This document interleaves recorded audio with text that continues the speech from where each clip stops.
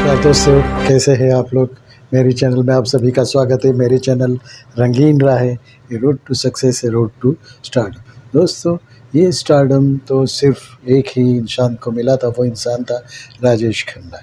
राजेश खन्ना को ये स्टारडम मिला था, जो अपने फ़िल्म इंडस्ट्री का सबसे पहले सुपरस्टार कहलाया गया था। दोस्तों, उससे पहले भी स्टार तो बने थे, जैसे कि बहुत से लोगों को ये कहना है कि करण दीवान जो थे वो सबसे पहले सुपरस्टार थे। उन्होंने बहुत सी फ़िल्में दी थी हिंदी इंडस्ट्री को और उनकी भी 15 से 20 फ़िल्में सुपर हिट हुई थी, जैसे कि राजेश खन्ना की हुई थी। तो दोस्तों, सुपरस्टार पद तो हम लोगों ने ही उनको दिया है, सुपरस्टार पद तो हम न्यूज़ वालों ने ही दिया है और उनके दर्शकों ने ही उन्हें सुपरस्टार पद दिया है। दोस्तों, तो इसी के बात पे करूँगा क्योंकि ये ऐसे स्टार था जो अपना स्टार पद बचा नहीं पाया। बचा नहीं पाए यानी उनको स्टार पद कभी-कभी ऐसा हो जाता है कि जो भी दर्शक लोग होते हैं, इतना प्यार दे देते कि वो सामने वाला उसे शायद झेल नहीं पाता है या तो उसे कैरी नहीं कर पाता है। तो दोस्तों, ऐसा ही कुछ हुआ था राजेश खन्ना की बाबत में, क्योंकि राजेश खन्ना की कटी पतंग मर्यादा बहुत सी फ़िल्में जो थी, आन मिलो सजना और जो भी फ़िल्में थी, सुपर डुपर हिट रही थी और कुछ नहीं तो हाथी मेरे साथी जो कि एक एनिमल बेस्ड फ़िल्म थी और उनमें तो हाथी ही समझो मेन हीरो थे। तो दोस्तों, ये थी, लेकिन राजेश खन्ना के नाम से वो फ़िल्म भी सुपर हिट हो गई और अपनी लागत से 5 गुना ज़्यादा उन्होंने इनकम करके दिखाई थी हाथी मेरे साथी ने। और दुनिया में इंसान और जानवर का जो भी रिश्ता होता है, उसके बारे में अलग ही एक फ़िल्म थी। तो दोस्तों, ये होता है जब आपका नाम हो जाता है तो आपके नाम से कहते हैं ना कि राम नाम से पत्थर भी तैरने लगते हैं, वैसा ही हो जाता है। तो ऐसा ही कुछ हुआ था, राजेश खन्ना के नाम से हर फ़िल्म सुपर हिट होती जा रही थी और तमगा मिला था उन्हें तमगा मिला था सुपरस्टार का। पहला सुपरस्टार वो देवयानी चौबल जो एक फ़िल्म क्रिटिक्स थी और राइटर थी, उसी ने शायद ये दिया था। उसने कहा था कि दुनिया में ये शायद पहला ही इंसान है जिसे इतना बड़ा सुपरस्टार पद मिला है। इतनी 18-20 फ़िल्में सुपर हिट होने के बाद ये स्टार पद मिला था। लेकिन वो स्टार पद के लिए उन्होंने बहुत से पापड़ बेले थे, बहुत कुछ काम किया था। जतीन खन्ना नाम से जब ये केसी कॉलेज मुंबई में काम पढ़ते थे और बहुत से लोगों को शायद पता नहीं होगा कि जितेंद्र उनके क्लासमेट थे और वहाँ पे केसी कॉलेज जो चर्चगेट में है, वहाँ पे ड्रामाज़ होया करते थे, ड्रामाज़ होते थे। तो बहुत से ड्रामा में ये पार्ट लिया करते थे, हर ड्रामा में पार्ट लिया करते, कॉलेज में तो कम बैठते थे। दोस्तों, उसके बाद वो गुजराती रंगमंच के लिए भी उन्होंने काम किया कि भांगवाड़ी बोल के वहाँ पे चांदनी रोड पे भांगवाड़ी थिएटर है, जहाँ पे आईएनटी और बहुत से थिएटर ग्रुप्स के प्रोग्राम्स होते थे, तो उनमें भी उनको ये मिला था। तो उनकी जो भी बनना था उसमें ये रंगभूमि का यानी कि स्टेज का बहुत बड़ा हाथ है। तो दोस्तों, ये तो हुई राजेश खन्ना की बात, लेकिन ये स्टार पद क्यों पचा नहीं पाए, क्यों सँभल नहीं पाए?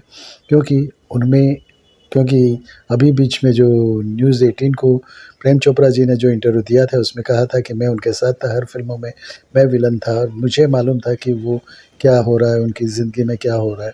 उनकी ज़िंदगी में यानी राजेश खन्ना की ज़िंदगी में बहुत सी उथल-पुथल आती थी, क्योंकि उन्होंने जो अपने से 16 साल छोटी डिंपल कपाड़िया से शादी की थी, तभी कुछ सभी लोग नाराज़ भी हो गए थे, बहुत उनके चाहने वाले भी बहुत नाराज़। जो हज़ारों लड़कियाँ उनको चाहती थी, उनके दिल भी टूट गए थे। दोस्तों, तब से वो लाइमलाइट में तो रहते ही थे। फिर देवयानी चौबल जो उनकी क्रिटिक राइटर थी, उन्होंने भी कहा था कि उनकी ज़िंदगी में बहुत उथल-पुथल होती थी, क्योंकि बाद में डिंपल उसे छोड़ के चली गई थी। ये बंगले में राजेश खन्ना का जो आशीर्वाद बंगला था, उसमें सिर्फ़ अकेले रहते थे, जैसे पूरे घर में अकेले, तो कैसा लगता है?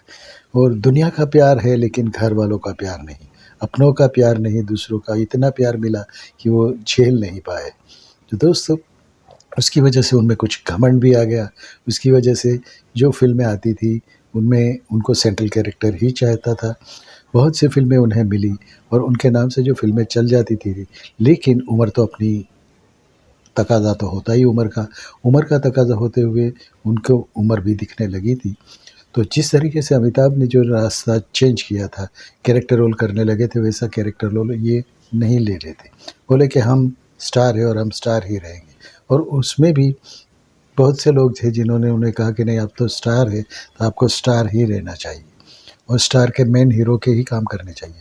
उन्होंने जब राजेश खन्ना को केबीसी प्रोग्राम कौन बनेगा करोड़पति भी चलाने के लिए आया था, तो राजेश खन्ना ने तो कह दिया कि नहीं, मैं छोटे पर्दे पे जाऊँगा नहीं, क्योंकि मैं बड़े पर्दों का ही हीरो हूँ। तो उन्होंने अक्षय कुमार को पूछा था, जो कि उनके जवाई थे। जवाई ने पूछा था कि उनको पूछा था कि क्या मैं ये छोटे पर्दे का काम करूँ, क्योंकि शायद मुझे वापस वही फ़ेमस या वो फ़ेम मिल जाए। तो उन्होंने कहा था, नहीं, आप तो हीरो ही रहे, तो आप हीरो ही बनिए, छोटे पर्दे पर मत जाइए। तो उसकी वजह से उन्होंने छोटे पर्दे पे काम करना भी बंद कर दिया था। दोस्तों, धीरे-धीरे उनके चाहने वाले कम होने लगे, प्रोड्यूसर्स भी उनसे दूरियाँ बनाने लगे और फ़िल्में उन्हें कुछ कम मिलने लगी। तो राजेश खन्ना दौर में तो थे ही कि मैंने जो स्टार पद मिला है, किसी को और नहीं मिलना चाहिए। तो उस वक़्त नमक हराम फ़िल्म आई थी, नमक हलाल भी फ़िल्म आई थी। तो अमिताभ बच्चन का जो पैराग्राफ जो चढ़ रहा था, पहचान पत्र जो बन रहा था, वो एंग्री यंग मैन की तरफ बन रहा था। ज़ंजीर फ़िल्म में आई और उसमें पब्लिक ने उन्हें एंग्री यंग मैन बना लिया। तब से राजेश खन्ना को लगने लगा कि मेरा कॉम्पिटिटर आ गया है, मुझे शायद स्टार पद छोड़ना पड़ेगा। तो ये ठीक है, दुनिया में वो होता है ऐसे। लेकिन उन्होंने चेहरे पे कभी बताया नहीं। लेकिन एक फ़िल्म फेयर अवार्ड में जब उन्हें लाइफ़ टाइम अचीवमेंट अवार्ड मिल रहा था, अमिताभ के हाथों से ही मिलना था, तब उन्होंने ये बात कह दी कि कल कोई और था, कल कोई और होगा। मैं वो भी एक दौर था, ये भी एक दौर है। उनकी स्टाइल में उन्होंने कहा। दोस्तों, उनके स्टाइल पे तो पब्लिक फ़िदा थी। डायलॉग बोलने की स्टाइल, एक्टिंग की स्टाइल, गाने की स्टाइल, गाने में जो स्टेप्स रहते थे वो स्टाइल। दोस्तों, एक बार ये शूटिंग चल रही थी उनकी दुश्मन फ़िल्म की, तो जो गाँव में शूट चल रहा था, वहाँ पब्लिक ने इतना घेर लिया था कि शूटिंग रुक गई थी 2-3 घंटे के लिए। फिर मुमताज़ ने उन्हें कैसे भी करके भीड़ में से बाहर निकाला था। तो इतनी उनकी प्रसिद्धि थी।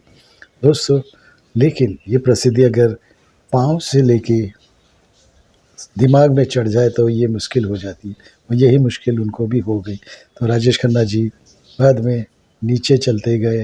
नमक हराम के बाद फ़िल्मों में काम कम मिलने लगा और जो चाहिए था, और अमिताभ जी का ग्राफ ऊपर चढ़ने लगा। Amitabh ji angry young man hero बन गए थे। दोस्तों, यही कुछ कहानी है। अंतिम दिनों में उनके साथ में कोई ज़्यादा नहीं था। उनके दोस्त तो चमचे तो रहते ही थे, वाह-वाही करते रहते थे और उनको शाम को शराब पीने की आदत जो थी, दोस्तों को क्या फ्री में शराब मिल जाती थी, चमचों को शराब मिल जाती थी, खाना मिल जाता था, तो वाह-वाही करके वो चले जाते थे।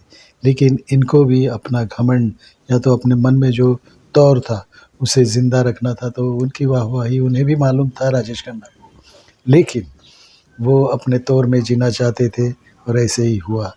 कुछ दिनों बाद उन्हें प्रॉब्लम हुई शुरू और वो उनकी बेटियां भी चली गई उनके घर से, डिम्पल भी चली गई घर से, वो अकेले हो गए। अकेलापन क्या होता है उस पे मैंने एक वीडियो बनाया है राजेश खन्ना का, तो वो भी ज़रूर देखिएगा। दोस्तों, ये गुरूर किसी को टिकने नहीं देता। उनके गुरूर ने ही उन्हें मारा, उन्हें पछाड़ा और अर्श से फ़र्श पे लाए। दोस्तों, ये थी कहानी कुछ राजेश खन्ना के सुपरस्टारडम की और सुपरस्टारडम चले जाने की। दोस्तों, कभी गुरूर मत कीजिए और जो जो हमें फ़ेम मिला है, उसे यहाँ पे तो चढ़ने ही मत दीजिए। दोस्तों, thank you very much. Bharat माता की जय। वंदे मातरम। I love you new friends. मेरी चैनल को सब्सक्राइब कीजिए और बाजू का लाल बटन दबा दीजिए। Thank you. दोस्तों, पसंद आया होगा। अगर आप कुछ चाहो तो मुझे वीडियोस में बताइएगा, नीचे बताइएगा नरेशंस में, तो मैं वो वीडियो बनाऊंगा। तो दोस्तों, भारत माता की जय। वंदे मातरम।